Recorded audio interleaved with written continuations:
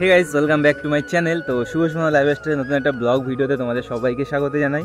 তো আজকে সকাল সকাল বেরিয়ে পড়েছি মাঠেতে। আর এই দেখতে পাচ্ছ মাঠ, পুরো কিন্তু মাঠ। আর এটা আমাদের পুরো মাঠের মাঝখান।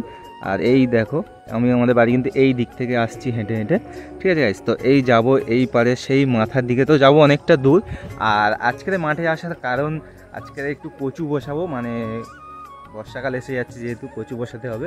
তো সেই জন্য দেখতে পাচ্ছ আজকে বাড়ি আছি, ছুটির দিন রবিবার। আর এই দেখতে পাচ্ছ আমার হাতে কোদাল, তো কোদালও নিয়ে নিয়েছি, ঠিক আছে গাইস। তো আমি একা যাচ্ছি এখন, আর একটু পরে সুমনা আসবে রান্নাবান্না সেরে খাবার নিয়ে আসবে। তো সেই জন্য বললাম যে তুমি রান্না করো আর আমি ততক্ষণ গিয়ে কাজে লেগে পড়ি।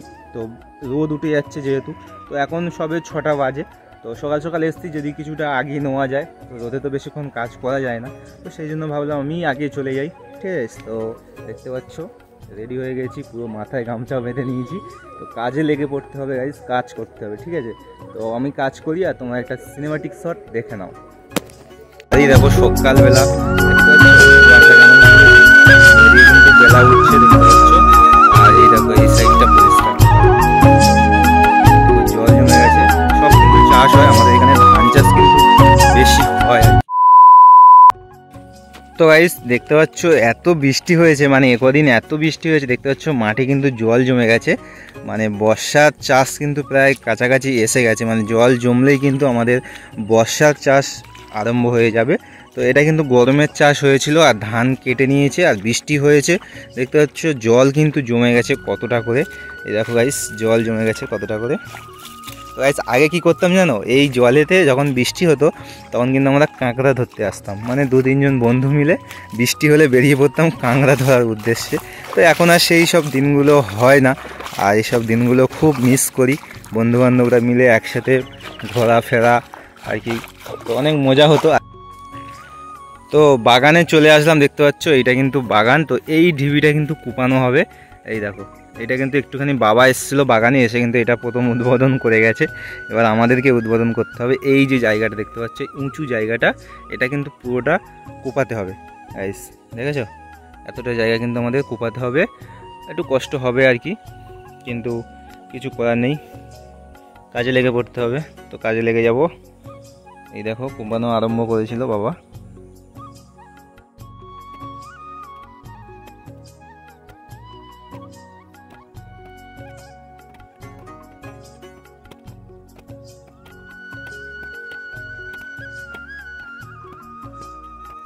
তারপর গাইজ দেখতে দেখতে বাগানটা কিন্তু অনেকটাই কুপানো হয়ে গেছে, দেখতে পাচ্ছ হাফ কুপানো হয়েছে, এখনও কিন্তু হাফ আছে। মা এখানে জল খাচ্ছে, তো মা আর আমি দুজন মিলে আর কি কুপাচ্ছি। তো লোক হওয়ার কথা ছিল, আসেনি, তো মা এসছে। আর এখানে দেখতে পাচ্ছ মা কিন্তু কুপানো আরম্ভ করে দিয়েছে, ঠিক আছে। আর এপারে কিন্তু আমি কুপাচ্ছি।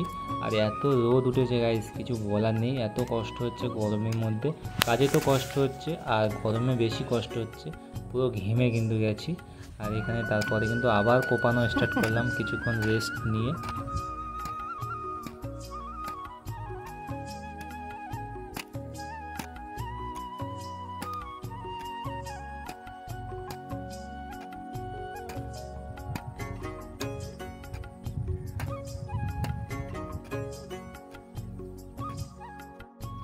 বাটি দিয়েছে।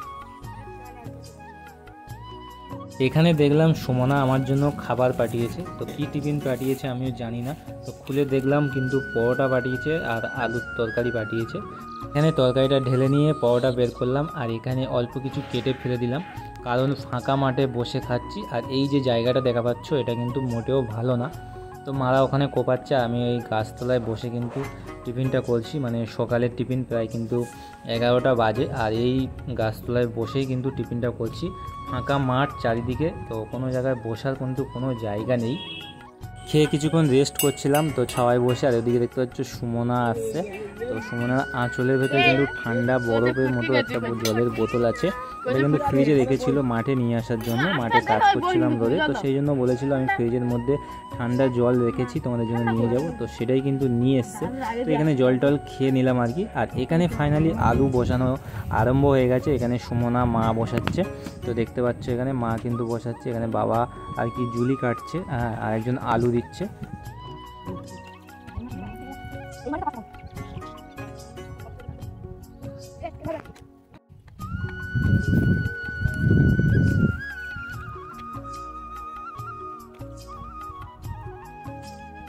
আর এখানে কিন্তু কচু বসানো হাফ হয়ে গেছে, তো তারপরে সুমনা কিন্তু কচু দিচ্ছে, মানে বসাচ্ছে প্লাস কচু দিচ্ছে। আর এখানে কিন্তু খড় রেখেছে, খড়টা ঢাকা দেওয়া হবে। আর এতটা জায়গা কিন্তু এখনও বাকি আছে জুলি কাটতে, ঠিক আছে। আর ওদিকে মা দেখতে পাচ্ছ খড় নিয়ে এসছে, কারণ কচু বসিয়ে কিন্তু খড় ঢাকা দিতে হবে। এখানে কিন্তু হাফ খড় ঢাকা দিয়েছে, আর এখানে জুলি কিন্তু হাফ কাটা হয়েছে। খড় ঢাকা দেওয়ার কারণ ঘাস যাতে না ওঠে, আর বৃষ্টি পড়লে ভালোভাবে কচুটা বের হবে, তো সেই জন্য খড় কিন্তু হাফ ঢাকা দেওয়া হয়েছে, আর হাফ কিন্তু দেওয়া হয়নি। তারপরে মা কিন্তু এখানে কচু বসাচ্ছে, সবাই মিলে কচুটা বসিয়ে নেব, তারপরে কিন্তু খড় ঢাকা দেবো। তো এখানে দেখতে পাচ্ছ ফাইনালি সব বসানো হয়ে গেছে। আর এখানে মা কিন্তু খড় এনে প্রতিটা জায়গায় কিন্তু ভালোভাবে ঢাকা দিচ্ছে, যাতে না ঘাস না উঠতে পারে, আর যাতে কচুটা ভালো হয়, সেজন্য দেখতে পাচ্ছ পুরো বাগানটাই কিন্তু খড় দিয়ে ঢেকে ফেলেছে। তো গাইস ফাইনালি এত কষ্ট করার পরে কচুটা বসানো কমপ্লিট হয়ে গেছে।